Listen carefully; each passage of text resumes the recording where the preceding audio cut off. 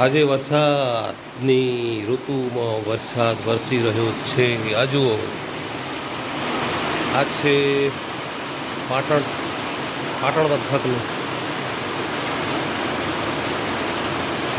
વરસાદ વરસી રહ્યો છે.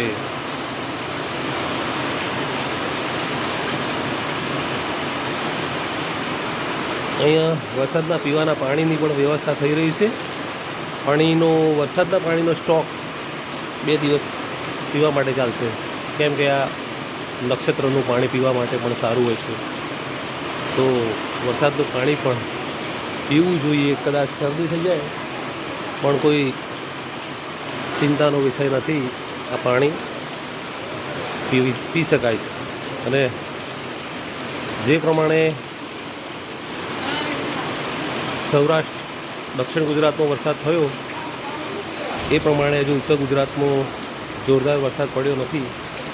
પણ વરસાદ આજે વહેલી સવારથી, આજે 30મી જુલાઈના રોજ વહેલી સવારથી વરસાદ શરૂ થઈ ગયો છે મિત્રો. અને અહીંયા વરસાદ વરસી રહ્યો છે. આ જુઓ. ઠીક છે મિત્રો, બસ એ જ વસ્તુ. જય હિન્દ.